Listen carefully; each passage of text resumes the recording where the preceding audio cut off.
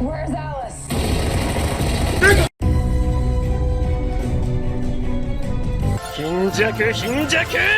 Welcome back to Wish for Death Island, population me, and today we gotta save the multiverse. If you know basically anything about the CW or have been following the Batwoman reactions, you know that if there's one thing that immediately brings a series down, it's woke politics. But let me ask you, what could be worse when examining the CW? The answer is basically everything, especially when it involves time travel and space shit. This is what brings us to Crisis on Infinite Earths, a special involving a few of the characters of the DC universe for an annual crossover event that goes for 5 episodes. Now, what do you do when you make a series like this? Do you label them Crisis on Infinite Earths special per episode and maybe collect them together so that someone can find them easily? Or do you just have them in the series that they appear in so that I can't even figure out which one is which? I would have just thought that for episode 9 of Batwoman it was just some random garbage that I didn't understand if I wasn't following other people doing reviews on it.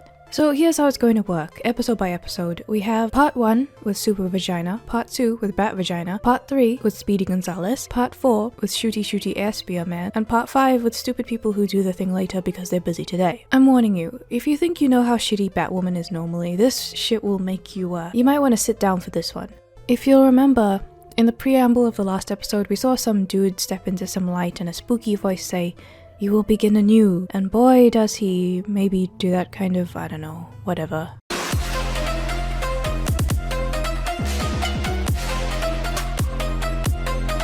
In the beginning there was only one, a single black infinitude.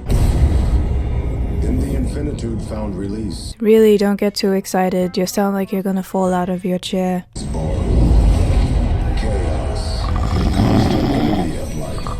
At bay by champions from across the multiverse. So if you haven't guessed it, they're trying to do the big superhero thing where they all come together, but this one is so cheap it looks worse than a mobile game. Actually, I said that as a joke at first, but it actually looks like they stole some video game designs. So for the opening, they go to a bunch of universes, Universe 89 for example, and explore a bunch of different alternate realities. This also converges on Universe 1, specifically Earth 1 for this, because even though in the comics it takes place on Earth 616, in this one they've got to be super special, and it has to take place on number 1. They also show Earth 10 at one point, which for some reason is written in Roman numerals, even though any other Earth labeled normally. I'm not sure what the fuck happened there. In Gotham 66 we get a cameo, including the very short play of a classic theme, which is just sad because it's wasted on this. Someone fucks with the color grading. The crisis is now upon us all. Everybody take a shot. Holy crimson skies of death! In Earth 38, we get the privilege of Will Wheatonstein screaming about how the world is ending, taking a break from screaming about feminism on the internet, after being known for screaming about shit that's useless and wrong on Star Trek. Licking at our heels. Don't you miss those days? I don't. But he's cut off when a random fucking dragon appears and starts firebombing specific spots, and no one reacts like they should. But I expect nothing less. It's a dragon. Supergirl is here to save the day though, and before she does, she makes sure to quip and be incredibly bitter to this random man who needs saving from the dragon. Fast as fuck, boy! I guess Supergirl was able to save you.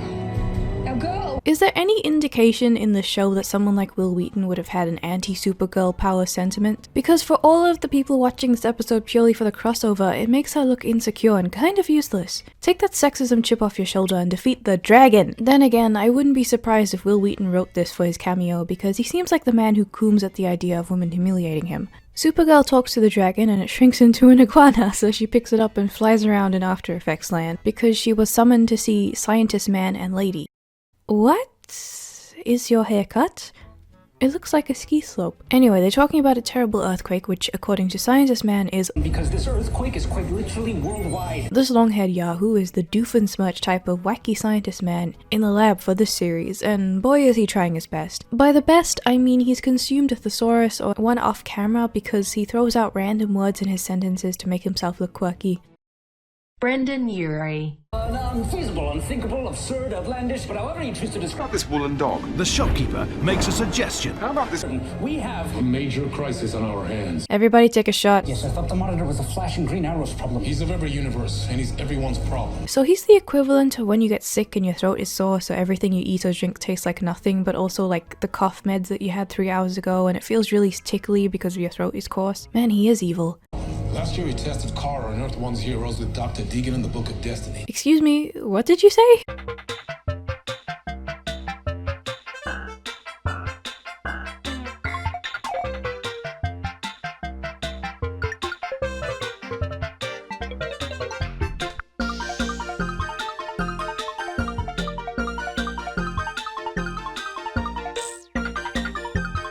beacon in the Book of Destiny.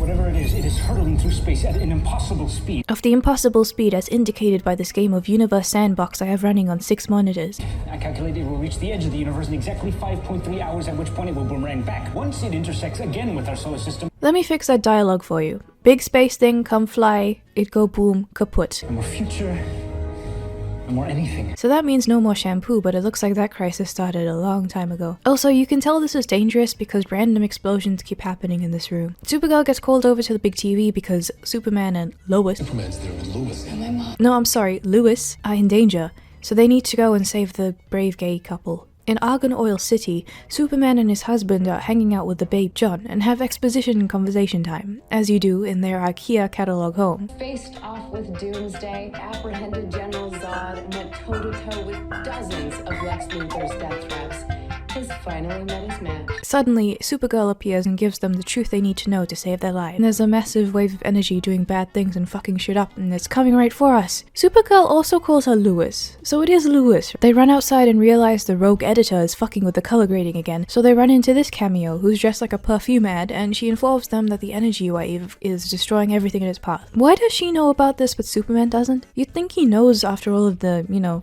Superman-ing he does. This isn't the fault of the show necessarily or much of a criticism, I'm just kind of pointing it out that I find it funny that in so many interpretations of Superman's home planet, or the planet that he lives on or whatever, it always looks like a mashup between BBC Merlin and The Sims Medieval. Their ship also looks like it has those trellises you get at Olive Garden.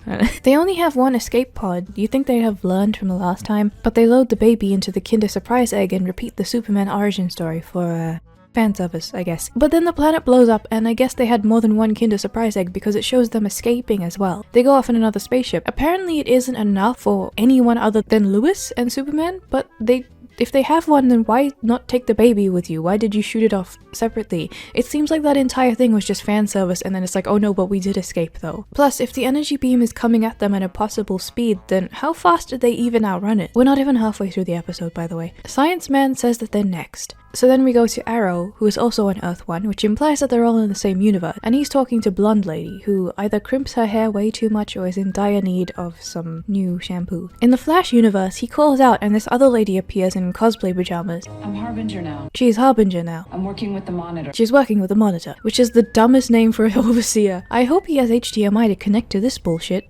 Where's Alice? Doesn't Alice want to keep Kate alive? Because that's what episode 7 was about. That was like 40 minutes of what? Now you're gonna retcon it? She needs to tell her fucking stupid gang that they need to keep her alive as well, otherwise this isn't gonna work, is it? Plus, I thought that the bullets don't work on her. That's what the suit is for in the first place, that the guns have to be specially designed. That's what episode 7 was about! You're just wasting ammo at this point. They cut really fast to make it look like she's speeding as fast as lightning to kill them, and then in a flash, Garbager, or whatever her name is, appears in front of her and says, The multiverse is in great danger. You are needed. Batwoman has never seen a teleporting bitch ass before, and yet she doesn't even care. She's just like, I'll deal with whatever your crazy is in it. and Garbager is like, There is no more time. and takes her away. Kate, you had just proven in front of your very eyes that fucking magic people are real, and your only response is to look slightly constipated as usual. In Star City, Garbager appears in a bar and just kind of floats there while everyone freaks the fuck out. Go crazy! Go stupid! Back at the science room,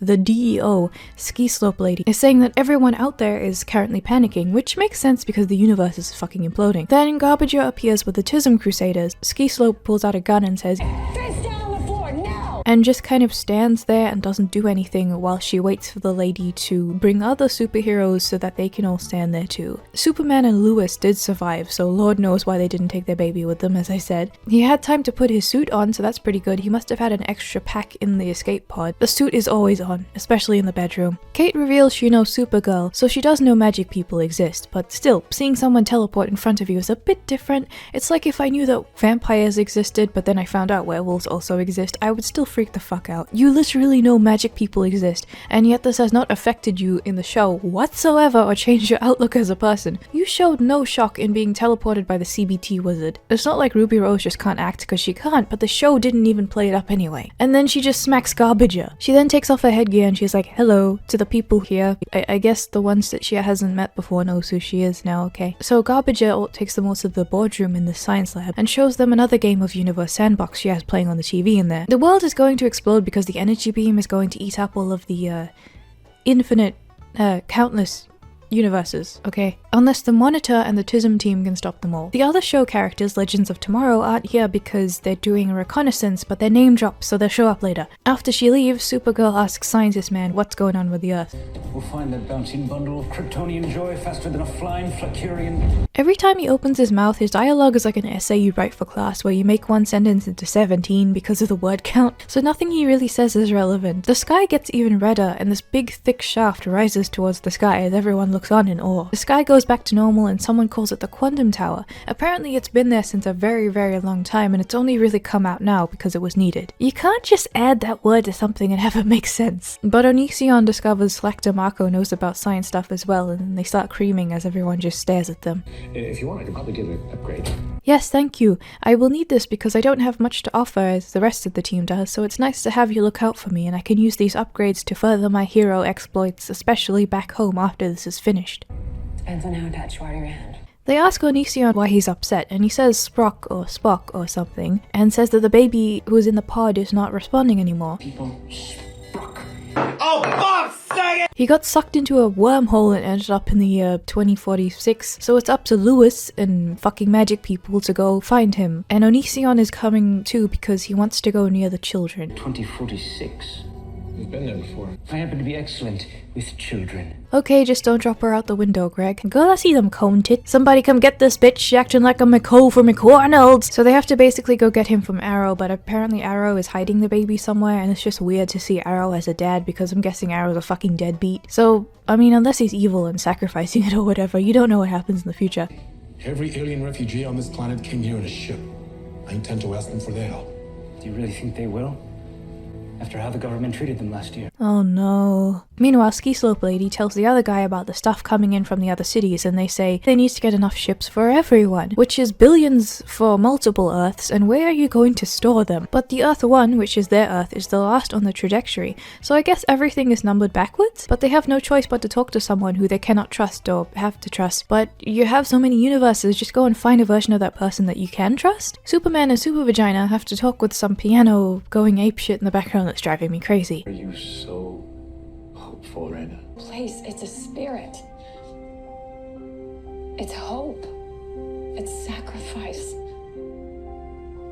He gave up his powers on argan oil, but if it wasn't for that, he could have just saved everyone by doing something, and he feels guilty for that. She says that the true Krypton are the friends we made along the way, and she hover hands him like a cuck at a video SES convention. The lady with the crimp hair gets some arrows so she can go along and be slightly useful. I wondered why they couldn't just get 10 versions of the most powerful people, or even like 20 versions of the most powerful people, and have them all work together. Because it doesn't make sense how you have people who can shoot lasers from their eyes and fly for an indefinite amount of time, and then someone who has like pointy stick. But later on you'll discover there was this whole bullshit thing about how they needed to get all of these people exactly as they are because destiny or something. So just stop questioning it, okay? All of our complaints are ignored in this dimension. Arrow confesses to the Flash that he knows he's going to die in this thing, and then gets transported to the weird insides of a PS2 while the PS1 theme plays. We are past the time for discussion, Oliver. Now let me discuss with you some more. This is the Monitor, who has a fondness for twinkling walls and voice layering. His hair thingy is off and it's going to drive me fucking mental. He says to Angry Stick Man, he can't say what's going to happen in the future, but he knows that because of this, Arrow can prevent it by now preparing for every single possibility that could happen, which means he has a better chance of surviving. But what if some crazy meth shit happens and you like need an entire bucket of tapioca and a clown in a hot dog suit or something? You can't prepare for that, and you're dealing with the multiverse, so that's probably gonna happen. So the woman that they can't trust is Lena Luthor, who is very, very angry at Ski Slope Lady for shooting claymores at her from space. Right, is that why you had a Claymore satellite aimed at me? And then Ski Slope explains that the antimatter wave is destroying everything. I thought it was just some energy wave, I don't know, fucking whatever. Morgana is like, yo, you think I'm that evil? You suck, I can't believe you think of me that way. Like I wouldn't save the world. Of course I'm going to save the world, stop shooting swords at me from space. So the landing party goes to this big dick tower and the antimatter just dissipates for some reason, so everyone's confused on what's going on. So they send the two super people up to contain the damage, whatever that means, and Batwoman and the Archers are fine on their own, I guess. These other fucks are looking for for the baby in the future, and as Cone Tits mentioned before, Lightning McQueen has it, so they're thinking that he's a bit sus because he's hiding the baby and they don't know what's happening in this future. Onision makes the perfect pose to fall right into the trap and Arrow attacks them. But he's not evil, he's just protecting the baby from them because he hasn't realized who they are yet, even though they're in full fucking view of him and have lighting on their faces so he should see them. Lewis abandons Onision to go help the fight, but of course the women are going to win. In the end, he realizes and Lewis says that he has her baby now, so it's all good. Meanwhile, the landing party is walking through some warehouse to do something. Yeah, just pull the bow with nothing on it, exert all your fucking energy. Then a PS1 Demento ghost. The camera swirls around like one of those BMX videos so you can't tell what's happening. They're punching at nothing as they're given no direction, and I can only assume that they were like, oh, just punch random places and then we'll edit it to make it look good, but they didn't. Batwoman then asks for the upgrade, which I thought would have been more complicated, like he has to give her another exoskeleton or something, but he just like boops her costume and she's fine. It doesn't even indicate what she can do or how it improves anything, so they just kind of do flips and shit, and Arrow looks like that flip made him fall over. Why did you flip that way? Not bad. Can she not be smug for like 5 seconds? But then the super people with actual powers show up and the Flash blast for some reason. This happens a couple times and they just punch more ghosts even though there's hundreds of them outside. Apparently they defeat them somehow. In the actual city, everyone is evacuating while the TISM team keeps the Dementors at bay. This chick who looks like a human version of toothpaste is waiting for the ships to come down, and everyone is remarkably calm for the universe ending. Alien ships coming to Earth, everything is fine. In Danganronpa, everyone was killing each other within like a day, so I guess these guys have some serious discipline. Never mind, after a small tremor, everyone starts going bonkers anyway. But they all get directed to the IKEA ships and they run in an organized fashion. Morgana and Ski Slope Lady talk about how much they don't like each other because when the universe is ending, you have time for quip. In the future, Cone Tits and Arrow talk, where she verbally sucks his dick and nonchalantly mentions that she's flying through time. But if the universe is ending, he should be dead because there should be nothing there, because they haven't saved him in the future yet, so why does he exist? Plus, at the end of the series, the world does die, so he shouldn't even be here. But when it comes back, he's still dead, so he shouldn't be here. So how does this future exist? So the ghosts were defeated by the Flash, and super people go off screen. But the Dick Tower just comes out some fire, and a comet explodes towards the Earth. So they fly up to the tower, and more ghost things appear, so they gotta save the people. They can't save the planet. Ski Slope and Morgana have more quips, but it's okay because they're kind of maybe friends or something. Knowing the CW, they're probably gonna fuck by the end of this. Supergirl does something to save the something and Superman just kind of stands there. They have 14 minutes left before the world goes kaput, so they need to do something, but the B team comes out from behind this rubble and says that they're ready to help somehow, so I guess it's okay. Hey, what's up guys? It's Scares here. The ghosts that were just idling there before in between the fights are back now because there's another wave and the team has regenerated their health and items, I guess. So they get to all of the panicking people and get them into ships, and this bitch saves someone from random spontaneous rubble that fell from nothing. There is just sky up there, there are no buildings, where did the rock come from? Kate is just standing there punching more ghosts, and then the monitor shows up to say, yo, get your ass back here, we need to save you from more battles, leave the lobby. Supergirl go brrr. Arrow stays behind because he wants to get more ghosts in and shoots the monitor with a splooge lightning arrow so he can continue fighting, and the monitor just kind of reclines. I have no idea how the evacuation of the planet is affected by this retard shooting ghosts in what looks like a Russian ghetto, but this is happening. Then one of the ghosts gets him and he falls over and suddenly has no arrows and starts going apeshit at them while the planet gets color graded and then gets teleported out of there.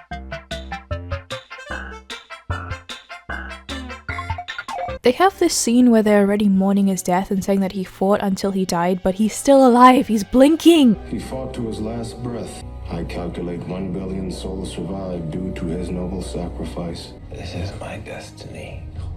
Barry. He has a prego on his face, but he's alive. There were 3 billion people saved within that small interim, but apparently him shooting ghosts for 5 seconds saved an additional 1 billion people from that small city that they were shooting next to. The good thing they somehow have somewhere to put these people, because they would have to put everyone on Earth 1 since it's the last Earth that would die, so overpopulation doesn't exist and these people wouldn't be packed in like sardines so tight that they would actually fucking die anyway. The guy from the Batwoman teaser clip says that he was changed into a dude called Pariah and he's here to help defeat the Anti-Monitor, who is the big bad guy. But the others show up with the baby and they all gather around Arrow and his Dolmio blend over his face and they just let him die. Apparently all of these shows have been renewed, so I don't know who the fuck Arrow is supposed to be when he goes back to his show after this special, since he's dead. But the Monitor and Twink Spartacus worry that the future is coming out differently than was written, so they don't know what was going to happen, and they rasp whisper about being doomed. Excuse me, Whomst the fuck is the Monitor and what are his powers? What can he do? Is it just because of the retarded book that he's doing this, or does he have an actual plan of doing things? Why does his triangle hair change every time I look at it? Oh god, this is insane. This has no fucking rules, it's just fanfiction. It's worse than The Lady in the Water, and at least that had a fucking ominous exposition oriental pretending to give exposition, right? This is the Monitor just saying random words at this point. I'm so confused. We're only one episode in.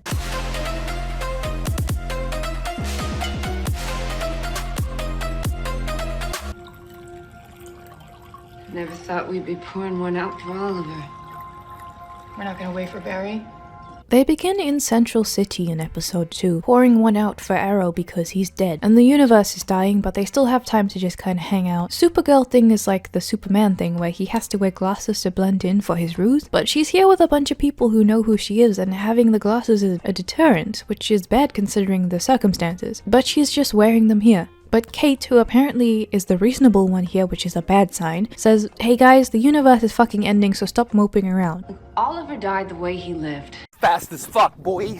I think the multiverse is ending soonish. We managed to get billions of people to safety. There has to be a way we can undo this. So they're just going to revert everything back to the way it was without any consequences, unless one of them dies and stays dead, probably Arrow. So they want to have some emotional garbage here that might not even matter because their problems will be neatly solved. This is fanfiction anyway. Garbage just shows up in a flash of lightning and they talk more about the plot. Everyone else rushes in for some plot fun before Garbager rushes out again for Earth 74. She appears on a shitty ship thing with Hell 9000 asking her what she's doing, and a bald man comes in saying get the fuck out. He's who she's after because she needs his ship to save the world, but he's busy writing romance novels and needs some convincing. Shut the fuck up about your romance novels, let me use this fucking magic time ship of yours to put my shitty team on it so we can save the world. No. So it cuts to everyone on the ship and then the Monitor shows up again, giving more plot synopsis and getting interrupted by a baby with the most funny joke ever. Across space and time, Will, who can ultimately... He explains that in order to save the universe, they need to gather the beings of the purest heart who will undo the damage of the universe and are called paragons. And we've got every flavor. We got hope, we got love, we got the other ones. He's only recently learned of their existence because of the Book of Destiny. What does the book do exactly? He summons the Kindle edition of the book to consult it. The Monitor is special because he has the Moby files and you don't. Garbager doesn't like the book because it gives her a headache, but Flash says that they destroyed it in the crossover, so why do they have it now? After Oliver's early demise, I went back into the time stream and retrieved it intact. So how does that work? Can you just take random shit out of the time stream too? Like, can you take Arrow out of the time stream alive somehow? If you have it, you must have taken out before they destroyed it, so they never would have destroyed it, so why does he feel like he destroyed it? I don't get it. How could they have destroyed it when it isn't even in there anymore by the time that it gets to that course of events? Kate offers her first line in a little while, and it was as bad as the last line.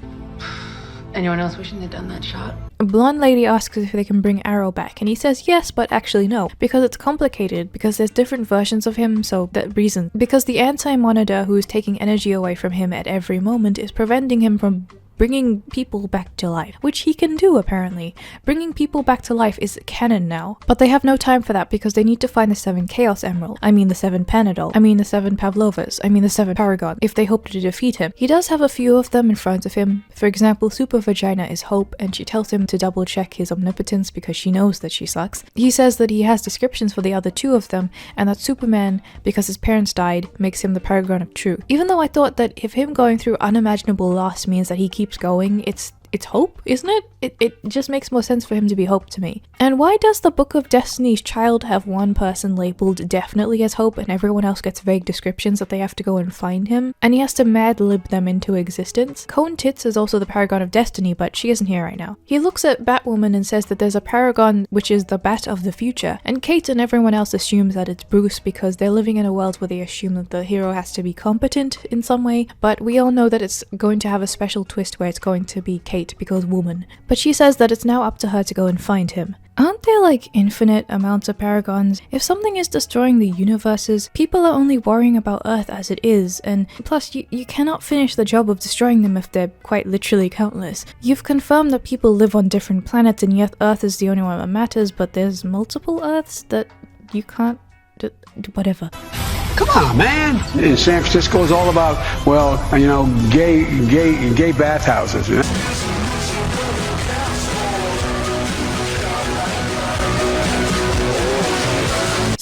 point of numbering the Earths if there are so many that you have one that would be like 20 digits long? Supergirl is playing the Universe Sandbox computers and her glasses have to be taken off for her to even read it, so I mean, what's the point? Earth 38 got destroyed by the wave, which shows that they have a specific animation for this scenario, which brings to mind for me that if this is the case, then why does it sound like they have no idea about the concept of this even happening when they get to the first episode? Because it sounds like they've never even thought of that before when they clearly have. Someone comments on the Earth exploding and we turn around to see Lex Luthor in his full 2.5 Men glory. Supergirl is about to try and fry his ass when the Monitor steps up and says that he needs to be here because everyone has a part to play. She asks a bunch of questions about why he's even here and the Monitor can only give a bunch of vague shit but says that he brought Lex back to life. Obviously this doesn't go down well since they can bring Lex back to life but not Arrow, yet Monitor says that he brought Lex back before the evil man weakened his Monitor powers. Yet still, everyone is not freaking out about the fact that this man can bring people back to life. She gets mad and storms off and Kate steps in. Good, 2 evil bitches in one room. One of them looks like a 12-year-old boy and the other one looks like the middle-aged man that the 12-year-old boy would grow into. Don't talk to me or my son ever again. She does that cocky flirting thing that really just, it does look like flirting, and she flicks his chin as well. In any other show it would have been either creepy or a sign that she wants to fuck him, but I don't know what the scenario is here. Kate then goes on to talk to Supergirl, who looks mildly frustrated and says that she couldn't save everyone on her Earth. Kate's like, why you sad? Hope Paragon no be said. Come with me on my Bruce Wayne side quest. Garbager is not having a good time, swaying around in the corridors on her own. She stumbles into this reading room where Lex is getting his grubby hands on the Book of Destiny, which is a real book this time, I guess. He's planning to travel the worlds getting rid of all of the Supermen, when my question is, why can you not just write into the book itself that they're all dead or give yourself superpowers so you can do it faster? Is this just a book that has all the answers to the universe and you can read these answers, or is this a book that you can manipulate? You can touch the physical version as well, can you not alter it in some way? And I thought it was just something that could give you observation but you can't actually use it for anything, but when he touches it, it gives him teleportation powers, so it must do something. The Monitor only gets here after all the interesting stuff has already happened, and she's like, if he kills the Paragon, we're all doomed. Apparently the Monitor also thinks this is sus because he looks like he did something wrong. Flash is talking to the love interest for his show, and he's like, hey, some Earths are fucking dead, but we have more of them, so that's okay. And they whisper talk some drama and kiss. I have no investment in this because I don't know who this is, but my question is just, if the world is ending, do they have time for this? Cone Tits, the Paragon of Destiny, comes in and says that she missed the group chat and doesn't understand the Paragon thing, but she seems only mildly interested in it anyway.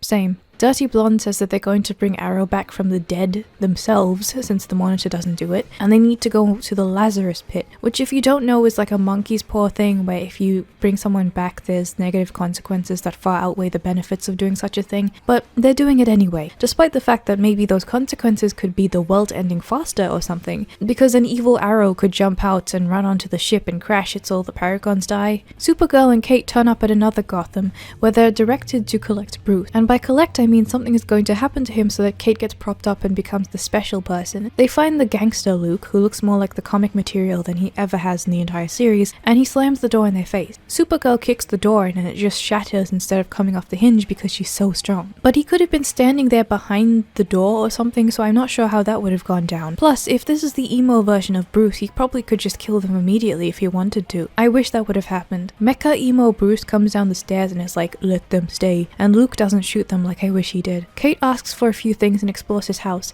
but something is very off, and it's not just because Kevin Conroy is being wasted on the series to inevitably push himself down to make Kate seem stronger. In another version of Metropolis, Lewis and Bitch-Ass are talking about what Lex is up to, so they're off trying to figure out what to do, and to see if they can bring the Paragon version back to their ship before Lex kills him. In the Earth they're in, a really shitty news broadcast plays of Lewis crying over Superman. Then the blondes go and find this washed up twink, light some cigarettes and summons some magical floating piss for them and has a stroke over it to find the actual Lazarus Pit, and they go and put it in their GPS to go off and find it. An Earth with a functioning Lazarus Pit. Okay, well now what? Are you sure about that? We then catch up with whatever the fuck Lex is doing, where he shows up to a Smallville cameo where he teleports the other retards away so that he can kill Clark. Only this guy gave up his powers to raise a kid, so I guess in this universe that means that all the bad guys just stop showing up. With the infinite book of powers, Lex decides that his next course of action should be to punch the guy, which fails, because Lex is a fucking idiot. So without saying anything else, Lex just decides that he's going to leave. Right, go on. Back in Gotham, Kate notices a paper talking about Bruce's reign of terror, and she finds out that he killed people. He killed Superman, he killed Epps, which resulted in this exoskeleton thing that he has going on. And he also has kryptonite in it because even though he killed Superman, he's still paranoid that Superman is going to come back. Kate starts talking about how he needs to have a second chance, which in this case means coming along with the band of idiots on the TISM team to help the universe. Selector Marco is talking about the Paragon detector that the Monitor asks for at some point, and the bald man is reading his smut fanfiction to the baby. I guess you can make Paragon detectors. Meanwhile, Lewis finds the other Superman who is not dead yet, and they're having a quirky conversation as if the world is not at stake. Also, Lewis finds a bunch of names on his wall that said, "You are remembered" underneath, so it's a memorial, it's obviously a memorial. But she's like, why are all these names on your wall? Like an idiot. So they find out that he's the Paragon thing because the planet was attacked and all of the people that he knows died. Both Supermen turn into their costumes and Lex appears to make the Paragon evil, so they start fighting. It's just like Lex playing with his action figures really. But they try and convince him, and she's like, "Paragon of truth," as if he knows what that means or gives a shit. The other person asks what Lex did even though he was doing it in front of them, so they should have figured it out. And then they watch Superman fight for a little while until they remember that Lex is in the room and hit him so they can heft the book open. I don't know why it was so easy for him to open the book, but I guess it's harder because the book is sexist and they're women. It's like Lex turned all of his love into hate. Love. So they actually turn evil Superman back with the power of love. They talk about love and he snaps out of it after trying to kill everyone. Okay, no, we need to talk about the laser thing as well. So he tries to fry Lewis and the other Superman steps in, but they could all be moving here. Lewis could be moving to safety with her friend. Superman could be moving around the other Superman to try and hit her with a laser. The other Superman could be moving to try and block the laser that is moving. Why is no one moving? Oh no, it's okay, he's back now. Meanwhile, the blondes find the Sarlacc pit in the sewers of North Dakota for some reason, and they're all waving old-fashioned torches around, and then some old guard guy shows up to fight the trespassers and they yeet him, and then they bring Arrow's corpse and put him into a puddle. Supergirl finds a bunch of murder trophies in Bruce's cabinet and she realized that he killed Superman, which results in him punching her with his Shrek fist so she goes flying. Meanwhile, what did I tell you? Evil Arrow jumps out and attacks people, so Blonde has to knock him out. What's with this guy? Every single scene he jumps out at people he knows and attacks them and then realizes who they are, and then a woman knocks him out. In Gotham, Kate is like, "No, killing people bad," and he's like, "Well, I'm a killer," and she's like, "You're gonna have to kill me then," which is super hard for you because I'm Kate Kane and I'm special, even though you've probably killed me in this universe before. But he also says that killing is easy, so how is that gonna stop him? He tries to kill her anyway, but she just kicks him and electrocutes him to death, so she's just standing there. It's a good thing he's evil, so it's okay if he dies, but it's also good that he didn't have a chance to use more of his kryptonite on Supergirl either, because she's still okay. And we didn't get any other context for why they had to die in this universe. It could have been a good reason. Now cool Luke is all alone. This is terrible. Back at TISM headquarters, Lex is just fine now. He's just hanging out. He's not evil because he's finished his character arc, which was his role to help them find the Paragon of Truth by murdering countless other Supermen until they followed him and then found the right one.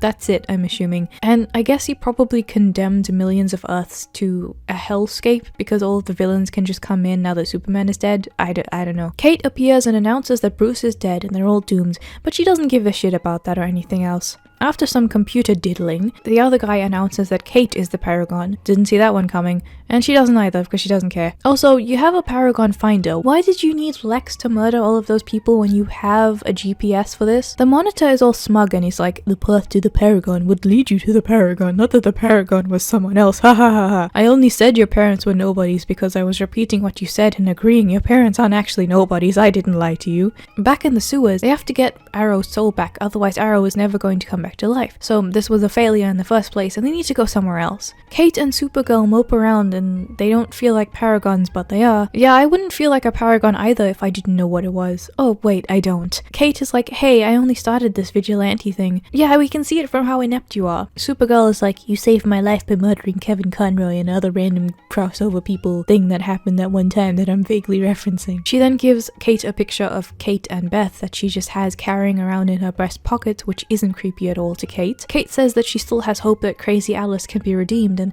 Supergirl says that because of hope she's going to use the ebook of destiny. But no one has been helping Garbager with her headaches, so she fumbles around and just kind of hangs out and then gets stopped by the fucking scrotum with a face that is the bad guy who says, "I am bad evil man, come with me." And she does. What?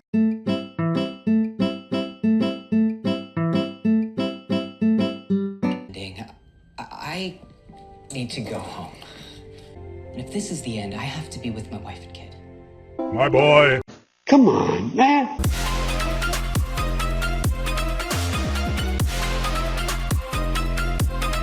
We start this episode with this bitch in full school shooter gear calling someone and they're like, I need more time. But she doesn't have any more time because you can't reschedule the end of the world. So she gets Thanos snapped in the face. I got a pizza here. Oh, nigga. Someone call for backup. These randos, I'm guessing they're the leg ends of tomorrow, are on the ship now. Elongated man, ready to help kick butt. Ignore him. It's his first crossover. Look at this goth cunt. You look like you're cosplaying my tub of oatmeal-based exfoliant, you nerd. Go and sit your smug ass down and shut the fuck up. At this point, I'm just zoning out during the exposition because I either don't care, or it doesn't work, or it's boring, or it's just really unfunny. And the end result is like they just pull up a file of all the paragons and Kate says, we know all this, I can't skip the cutscene. Then we find out that the young Flash is the paragon of love, which I thought that they would give to Kate because of the whole gay thing, but they didn't. I guess we saw Flash kissing his girlfriend once. Hell 9000 informs us that the others are back and the blonde has once again fucked up Arrow. Is there any way we can save my dad? No, child, he's voting for the Democrats now. They're planning on a trip to Purgatory, which is a place you can go, and it's just a bus ride down south, I guess. Death and Purgatory are really tough when you write, but they're very rewarding if you can get them right. It takes a lot of effort though. Obviously it's not like this. If you're looking for some really good stuff about Death, I recommend Sabriel by Gothnik. I read it as a kid, it was great. Man tells Monitor to cut the crap. That Garbager could be the bad guy now, but he doesn't really seem to give a fuck about it. Anyway, here are the paragons so far. Flash is love, Cone Tits is destiny, Black Dude is honor, Superman is truth, Super Vagina is hope, Kate is courage, and Asian Man is humanity. He explains some bullshit about how paragons are the cream of the crop, which we know, and then talks about the stakes of the multiverse being destroyed, because the Anti-Monitor wants to replace it with his own evil universe afterwards, like the Gotchaverse or something, so they gotta get Garbager back. Kate had swiped the kryptonite from Kevin Conroy's corpse and she keeps fidgeting with it now, and this guy who looks like the one fat guy from Lost is triangulating antimatter wave particles on the Earths that are left. Triangulating antimatter wave particles on the Earths that are left. Why? So it should look like the entire screen is just filled up with crap, because how can you see infinity? But then he walks along the corridor and gets fucking scared by the Monitor. Cisco, vibe must live again. He gets this 90s makeover that looks like he's in a hacker movie with blocking out the haters goggles. But Flash has this other drama scene which is about as consequential as the scenes with James in season 2 of Twin Peaks, and Gothic's Foliant bitch and 90s tech man go on their own mission. They bump into that one dude from episode 1 whose name is Pariah now, and he has his memories all fucked up, but 90s man can vibe his memories back, which sounds oddly like a euphemism, and they make a bunch of breathy noises that also make it sound like a euphemism. Vibing those memories, yes.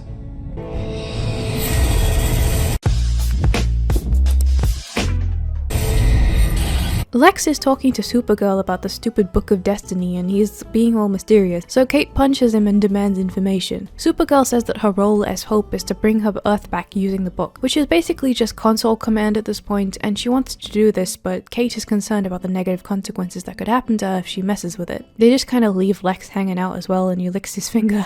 Purgatory is located in Earth 666 where they find Lucifer. They're talking about getting Arrow back as well. They failed in bringing him back once, didn't learn their lesson, and literally make a deal with the devil, who is known for lying and fucking everyone over to do this. Devil always sees through on a deal. Take this card. Never mind, he says you can trust him, it's fine. Blonde Man and his nostalgia critic Ty have a long banter with the devil, and the devil's like, okay, bye-bye. Then they go to Purgatory, which turns out to be this crusty ass beach next to the woods with an overcast sky. Why? They have to go and tell the Baudelaire children how their parents perished in a fire that destroyed their entire home. But if each universe has its own everything, won't Earth have its own Purgatory? Why would our Arrow from Earth 1 be in Earth 666's Purgatory? Wouldn't another dead Arrow be in there? Wouldn't multiple versions of people be in their own separate universes instead of together in one universe Purgatory? Don't get me wrong, I do actually, if you can pull it off, like the idea of a Purgatory that's so vast that people will grow up being taught the craft of traversing it to be careful of running into the right universe version of the person you're talking about, because if you run into the wrong universe version or a version of yourself, you're fucked or something. That's fine, but you know that's not what they're going for here, they just didn't know what they were doing. 90s Man discovers that the door Pariah walked through, it has a bunch of like these matching games on it, so Flash gets there last as well, that's funny. 90s Man comments that the Earth has cool vibrations and shit when they walk into Dexter's lab.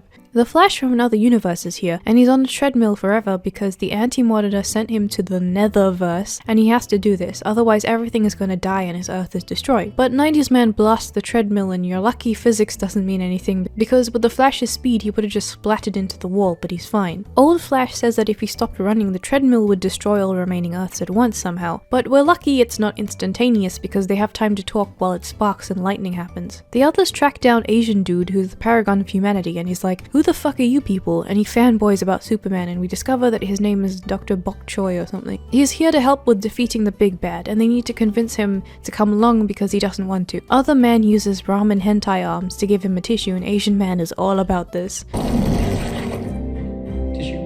You're elongated man? I'd recognize those yaoi hands anywhere. If they're in such a hurry, they could have just grabbed him and teleported him to the safety of the ship and explained it to him before he either died, ran away from them, freaked out and did something else. But this entire series of scenes with him basically boils down to him saying, if you don't come with us, your entire world, including your wife and kids, will die, and 100% you cannot save them. But if you come with us, you have a chance of saving them. But then he says, well, if there's a chance that I'll die trying to save them, I'd rather just condemn myself to certain death by staying here, because I want to spend some 5 seconds with my kids before I die. And they're like, did you even hear what I fucking said? And they have to buff up his ego before he comes along because he's an idiot. Why does he even know what a paragon is? Why does that convince him? I know this sounds cuckoo, pal. I'm no hero. I'm a husband. Are you sure you're the one with the pants in this? They even just let him leave first, like you don't have time to be dramatic. In the next scene, the bitch is saying there's only 7 Earths left out of infinity, and another one just died, so they look like they don't give a shit either, and then Superman appears and says that he couldn't save anyone. Lewis tells him to chill, and asks why he added black to his costume. He bullshits about how it's hope for humanity or something, when he probably only did it for fashion reasons. Put this on this crest. I made a promise to keep fighting, no matter what. Back in the Flash's problem, they're still standing there, and young Flash says that there has to be another way. This dude comes back and is like, OMG, what the fuck is happening? And this is like the Paragon of Honor or whatever. His name is... The name is Black Lightning. Wait, I was calling that bitch from Batwoman Black Lightning because I couldn't remember her name. You're telling me there's an actual Black Lightning now? Wait, hang on. So, I have to go back to Batwoman after this, and we're still calling her Black Lightning because I can't change it now. But he's only in this for these 5 episodes, and then after this video, I don't have to talk about him anymore. Okay, so here's what we're gonna do. We're still gonna keep calling her Black Lightning, and we're calling him Sophie. That works for me. So they fight with lasers and stuff. It looks like a COD ripoff, like the ones that they made for the Harry Potter and the Deathly Hallows games. And the treadmill thing is taking its sweet time waiting for them to fight. Pariah tells Sophie that his entire Earth was destroyed, and he laments about his girlfriend. They keep talking and stuff, and he seems to be doing awfully well considering his entire world is destroyed. Sophie then splooges some lightning and holds the treadmill for a while. Supergirl is about to touch the book and Kate is like, if you open that book you do not know what will happen.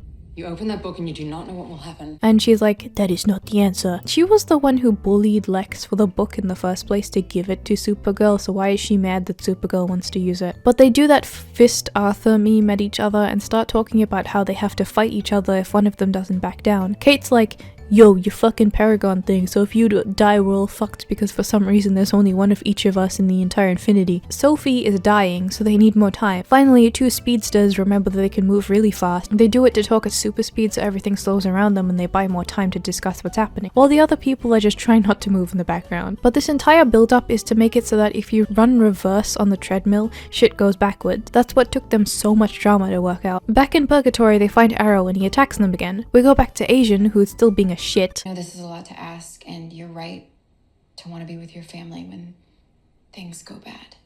Wrong. My wife and I just had a baby 6 months ago. I was the one to give birth, of course. I might not get to see her grow up, even though by abandoning you guys I will never get to see her grow up. Flash tells his side piece that he was a paragon and is probably going to save them all by dying, and they act like the twist isn't going to happen, that the older Flash is going to die instead, but that's totally gonna happen. Ah, I get it, he's the Flash running thing. They even hug him goodbye and everything when we know that they won't kill him. The old Flash gives him powers. If you gave him all of your power, how are you going to stop the wave when you don't have that much power anymore, you idiot? And then they leave while he dies on the treadmill, and does a flashback with the old show, I think?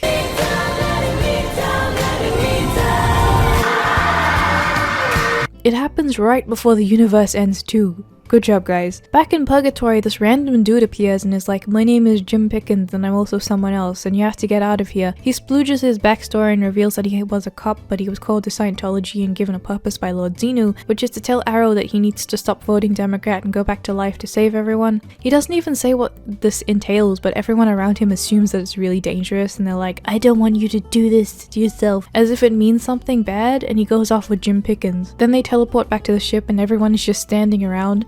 And Superman says Flash saved only one Earth and the rest got deleted, so there's only one Earth left out of infinity, and the time that they took to chat before getting on the treadmill. Flash and Sophie get their introduction with each other and shake hands. I guess Kate and Supergirl didn't fight either because they realized that they need to band together, and Kate also reveals that she was carrying the green rock from Bruce and she wants to give it to Supergirl from Bruce because hope, but she doesn't take it. But if they somehow encountered an evil version of her, I guess that's what her logic is, but all of the universes are also destroyed, so I guess that wouldn't happen. But also, Supergirl could just write with Sharpie in the Book of Destiny to save everyone. Kate doesn't want her to do it because she doesn't want Supergirl to get massacred and it's not worth the entirety of the Infinity being saved. Am I getting this right? That doesn't make any sense. But they all meet up and all the Paragons unite and all decide that the writing in Sharpie in the Book of Destiny is too risky for some reason, even though Lex did it before and it was fine. So they have to do something else. And they don't have Garbager anymore because she's gone, but they have Pariah now, even though he's really not as good as her, because he can't really do anything that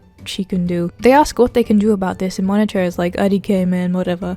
And then she comes back and they're like, OMG, what happened, Garbager? They also say that they're going around one of the few planets left because the wave is already eating their universe. So why is this not tampering with their orbit? And then they figure out that Garbager is evil and she wastes some people, and then she starts talking in this deep voice. She makes them lie down and Pariah is the only one who's not suffering, and he's like, what the fuck do I do now? And Monitor's like, you know, fucking whatever, you know the thing, and starts doing some weird lightning fist fight shit with Garbager and he dies. And then she yells at him and stuff while the ship gets fucked over and the Earth gets Thanos snapped, and yeah, that's it, all the planets are dead. She just stares at them and then Pariah uses his fizzy piss powers to teleport them all away, even though there shouldn't be anywhere for them to go, but he didn't teleport everyone, so some of them are just hanging out there to die. Garbager doesn't know where they went either, so she just gets mad at them while the wave kills them all. The other characters get to their destination, which is Where are we? It's a point outside of time and space. What happened? Of course! How is the dawn? You know, I'm not gonna ask. The bad guy can't get them there, so they just hang out and weird shit starts happening to Superman. He turns into...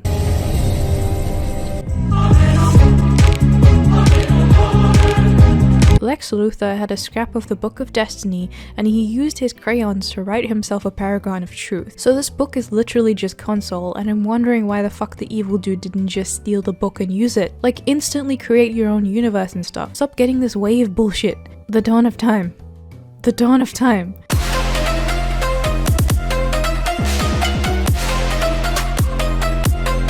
In Crisis Episode 4, we open on planet Malteser 10,000 years ago in what looks like a generic sci-fi city. This is when the Monitor became the Monitor, in this Tron simulation, and they show this scene about how much they love each other and he gets suited up to protect him from the corona radiation or something. They're showing how he is a reliable guy and a relatable guy and trying to make you feel bad for them because something inevitably bad is going to happen. He goes to the Dawn of Time, which looks like a Shrek portal, and then he's talking to her somehow from there, and then there's a bunch of red shit that floods in, so he ends up in this random canyon because something bad happened, and he's watching the dawn of the evil universe that he caused to create somehow, which is how the anti-Monitor got created. He's like, I do not think this is the dawn of time. My towering ambition has doomed us all.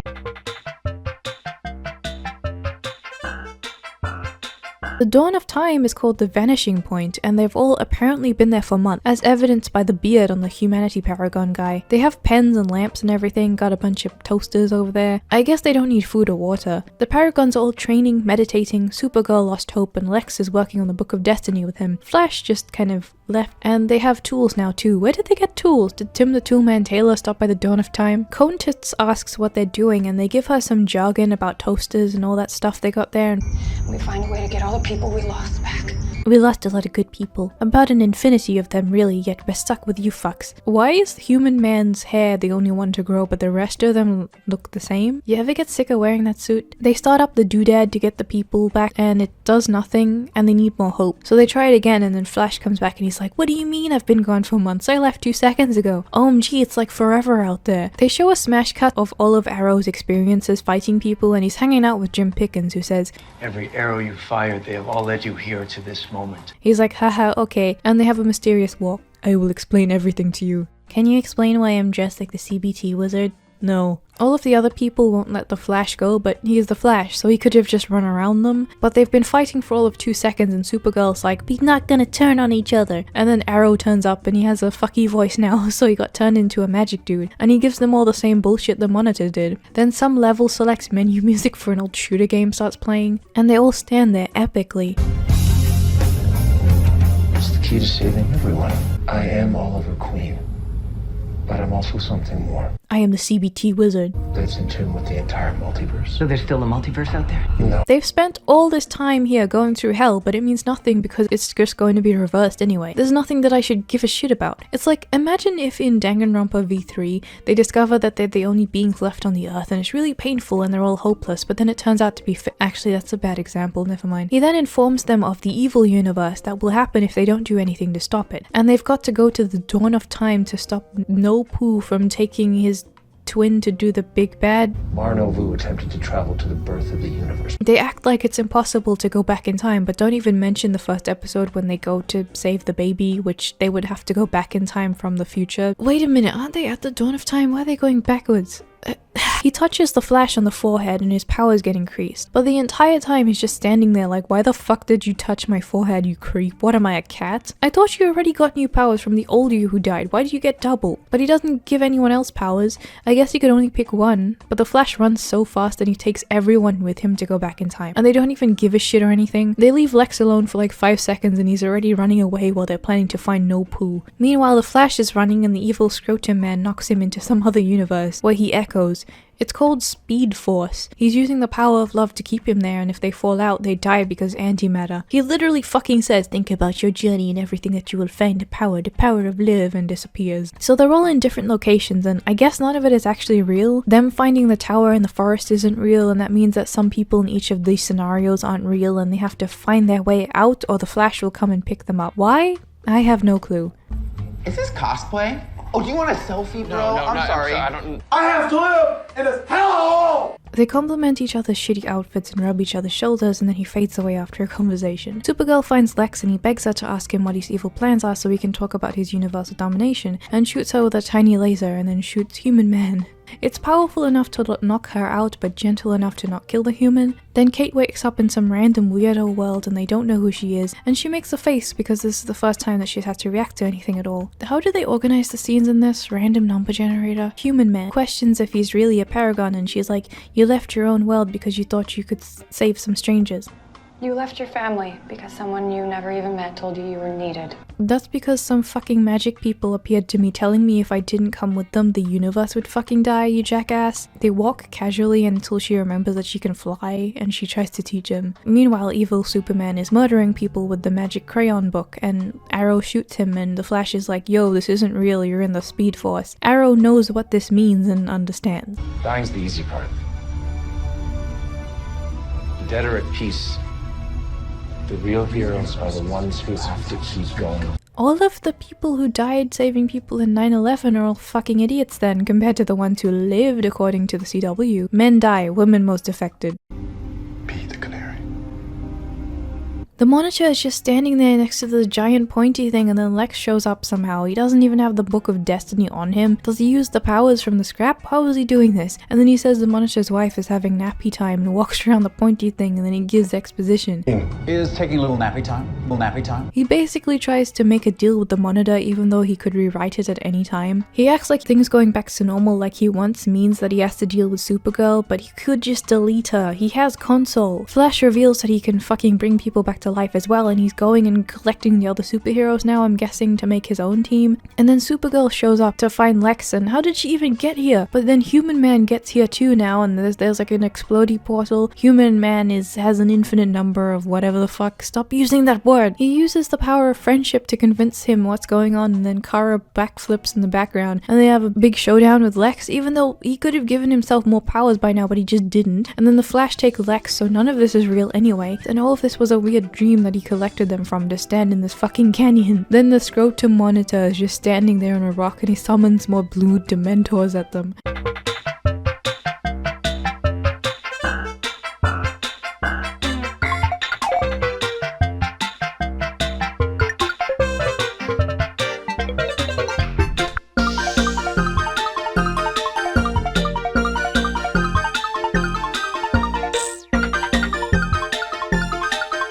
Then the CBT wizard appears and gives them some lore while the ghosts just wait around for them to be ready for them to fight. It means you're powerful enough to hold the line. Then they all fight, but for some reason the Flash is just not constantly fighting at super speed, even though that's what he does. And then Human Man is trying his best and somehow competing with the magic people. It's better than the ghost fight from before because this one has Blue Scrotum and the CBT wizard, and they're talking on the mountain and they start fighting and flying at each other. There are so many ghosts that they don't even do anything. They're just flying around waiting for their chance to come closer out of the draw distance Purgatory, and the Flash just stops to say, "Focus! We're in the fight of our lives here." You forgot to face the camera, buddy. Then they have more lightning fights. Scrotum and the CBT wizard are fighting in a ring of fire, and the CBT wizard just vomits light from his face hole, and all of the ghosts fly away, and they point to the magic laser on the mountain. Lex wrote himself as truth so that he can find out what to do as well, so he pulls out the ebook and tells them what to do. Supergirl suddenly knows that all of them focusing and holding a scrap of paper like the beginning of Corp Party is how they get out of this mess. Source, trust me, bro. She names all of the paragons, and they all face towards the big lightning hole and stare at it.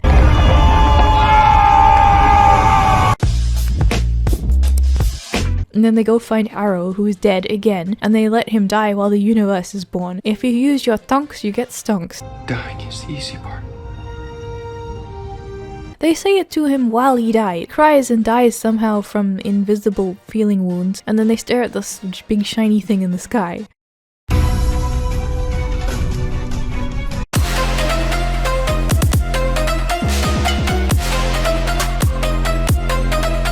Supergirl wakes up punching shit on the couch and almost fries this motherfucker who's talking to her. She's like, "Oh my god, I'm sorry," and the other bitch is like, "No, it's okay, you almost fucking murdered me and all." And then she realizes that something isn't right. Outwardly it shows that she has no idea who the villains are or where she is, so it sounds like she's concussed, while the other chick doesn't care and doesn't check on her and just leaves. She then gets a call from this other bitch who's like, "Hey, why aren't you at the Nobel Prize Award?" Wouldn't the other bitch know about this? Like, why didn't she ask Supergirl? Why aren't you leaving for the ceremony? Also, nice ceremony you got there, real cheap. Supergirl just shows up in time and no one notices the big gust of wind. Lex Luthor is awarded the prize while some scary music plays.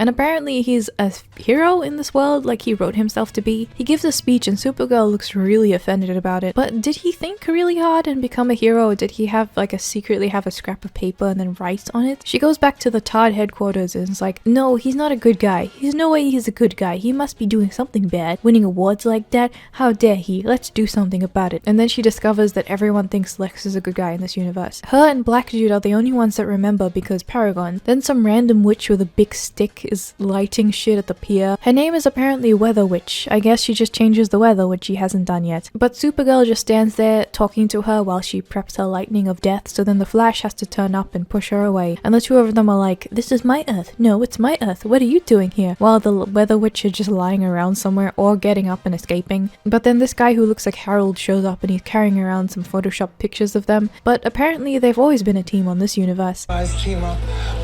Would you sign this for me? And it's normal. Meanwhile, in the sewers, they find Pariah all knocked out. the dirty blonde remembers everything and almost gets hit by traffic, so she meets up with Slack DeMarco at the bar and he doesn't remember any of it and references crossovers. Wait, was there a crossover?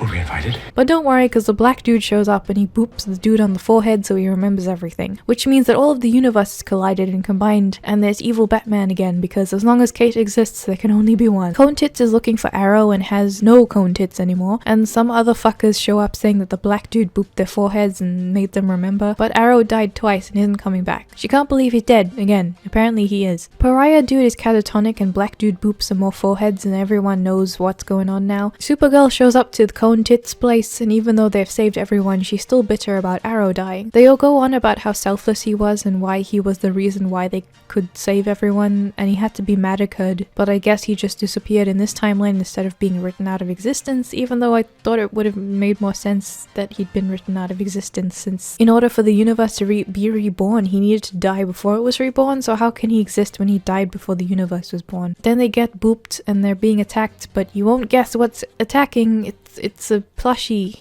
Is this a parody? That's right. Wally told us about the time you guys used those totems to turn yourselves into a giant beepo to find a time demon. But he's a little flimsy with the deed, so what's the haps, Cap? Also, who are all these characters? Why are there so many? They once again mention it's a crossover too. Romance Novel Man is successful in this universe as well, but he has to stop his novels because the plushie attacks. They all chat about how to defeat this thing. It looks like you could just try beating it up. They have to do some stupid attack thing which involves the Flash running around its legs and giving a lasso to the rest of them. But it just steps over it and they fall down. Just beat it up. Batwoman shows up. What are you going to do?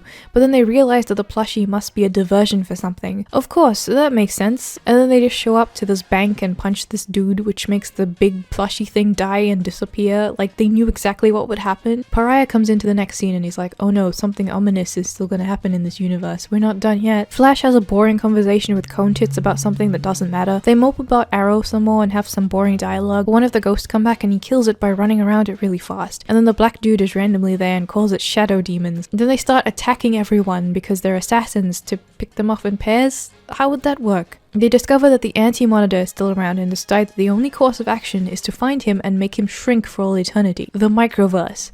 Sounds like a deviant art fetish. But Cone Tits is wearing Cone Tits once again and says that they should go off to the building to do the shrinking thing and build the thing that can shrink things. This can work, Sarah. I know it can. That's what we thought back at the dawn of time. Yeah, because remember, we've been to the dawn of time. If we're gonna go down, we go down fighting. And then everyone lines up in like the Todd division and goes to fight more of the blue ghosts,